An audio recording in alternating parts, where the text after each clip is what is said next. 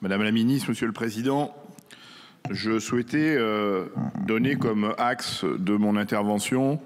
sur la crise agricole l'ambition de cesser d'opposer l'écologie et l'économie. La crise agricole qui s'exprime depuis un an maintenant est une crise de revenus, plongeant les agriculteurs dans une profonde détresse et une colère légitime. Mais elle est le fruit des dérives de politiques publiques éculées et anachroniques,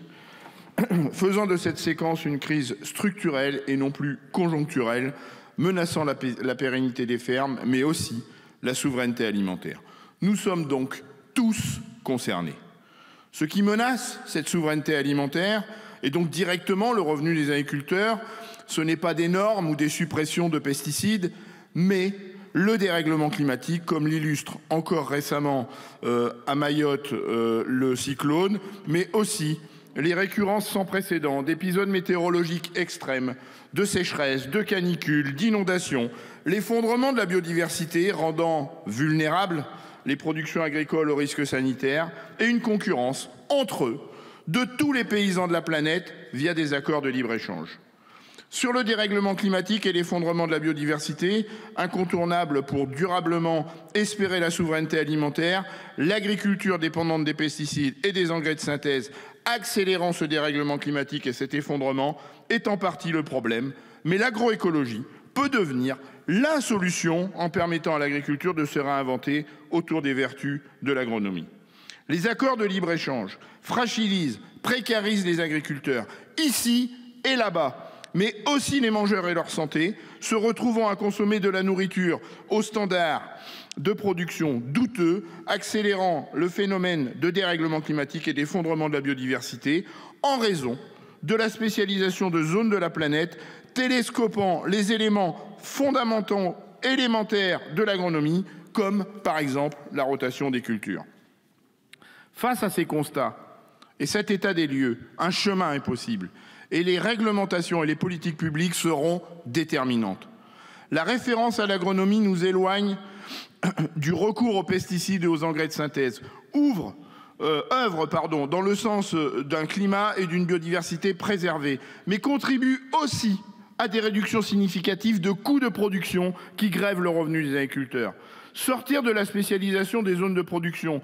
certes, peut réduire nos capacités d'exportation, mais réduira aussi nos dépendances à de nombreux secteurs alimentaires et nous affranchira donc d'importations massives de produits dont nous pouvons assurer la production localement.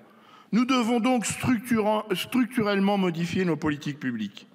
Fort du constat que 12% des surfaces en Europe, faisant encore référence à une agriculture paysanne, familiale, agroécologique, produit 32% de la production agricole européenne et donc télescopant complètement l'idée que l'agriculture productiviste est le support de notre souveraineté alimentaire. Il nous faut répartir les aides publiques de la politique agricole commune, non plus par unité de surface, mais par unité de main-d'œuvre, qui nous fera sortir d'un constat extrêmement inquiétant où 20% seulement des grosses structures foncières captent 81% des aides publiques de l'Union européenne. Ces aides publiques doivent aussi constituer un paiement pour service environnemental, rémunérant les pratiques des acteurs qui prennent soin de l'intérêt commun, de la santé, du climat, de la biodiversité, comme l'agriculture biologique par exemple, qui est oubliée de la distribution des aides publiques. Et au-delà de cette politique publique, cette rémunération doit pouvoir assurer un redéploiement de politiques publiques aujourd'hui consacrées à des solutions curatives pour réparer les dégâts de cette agriculture vers des politiques d'anticipation, vers des politiques de prévention.